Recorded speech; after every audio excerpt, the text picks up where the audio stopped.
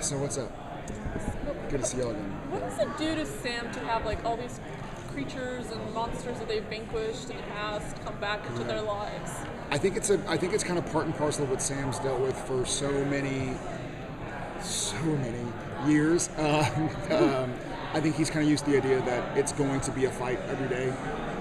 And Sam and Dean have had scenes and episodes where they kind of jokingly talk about like, well, one of these days when we've solved everything and we're just hanging out on the beach or whatever, like, they know this ain't happening. Like, life is a struggle, and their life specifically is a struggle. And so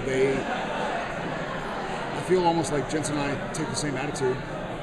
Like, man, we don't have the time to talk about it. We gotta get to work.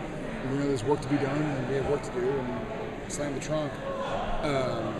And I feel like that's been really inspiring for me as a person to just kind of understand that sometimes shit's gonna suck, and we gotta keep on moving. How is his mindset going into the season? Because it's the biggest journey for him to accept that this is who God is, considering we saw him pray early into the series. Of course. And now he sees that God's not a very good person.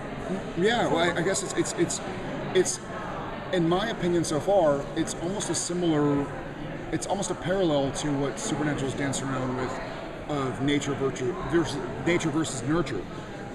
Like, is everything predetermined because there's a God, or is everything not predetermined because there's a God? And that's, I think Sam and Dean are going to struggle with that and go, are we hamsters on a wheel or rats in a maze? You know, hamsters on a wheel are doing one thing forever with nowhere to go. But rats in a maze can go this way, can go that way. You know, God made or whomever made the maze. Maybe it's a maze that has 7 different exits. Maybe God knows what will end up happening. God being Chuck in the story.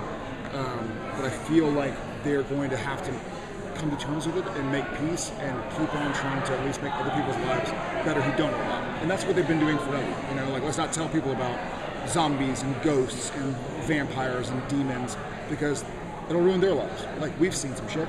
We've gone through some terrible things that makes us sympathetic to other people's struggles. So trying to make other people's lives a little safer. Now that you actually know where the series is ultimately ending up, how close is this to How do you know I know? Your bosses may have told us that they talked to you about it. And so how close is this to... Did y'all weasel it out of them? We cannot They said you could tell us how much. Yes. Oh, well, in that case, so get this. Yeah. Maui, right? Maui, totally Maui. Doing laundry in Maui. There you go. Festival dream. Road. How close was it to what you actually personally envisioned to their ultimate end, and what did you actually kind of need for it to kind of fit right without going too specific? Yeah, for sure. I feel like what I envisioned for Sam and Dean, and I always said I wanted them both to die. I always said Butch and Sundance, and people would yell at me and throw stuff, and I'm used to it. But I always said that I wanted them to die, but I think what I was saying was whether or not they die, I wanted them to have, that was my version. I'm not a writer or a producer, so don't ask me to write an episode or an ending to that show's had a lot of episodes. But I always figured, I think that was my way of saying I want them to achieve peace. Talking about this fight that now they are questioning whether or not their struggles have been in vain. Now they know God has kind of been pulling the strings the whole time. So I want Sam and Dean to find some version of peace, and I feel like Sam and Dean find some version of peace. Again, whether or not that's alive or dead, or if if Amara possesses me or whatever the situation is, I feel like they find more peace than they're in when the season starts, or when the season starts. So, trying not to be specific. We've seen the brothers disagree before on how to handle antagonists like Jack or what have you. How much on the same page or not are they, and how to deal with this big free will God issue? Yeah, well,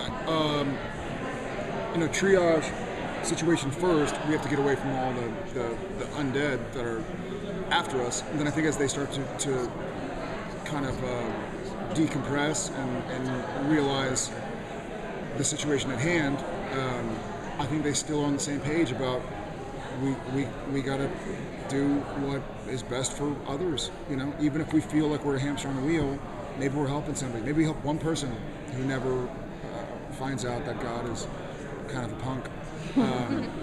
And I think we believe that God is gone, because he vanished and said, this is the end.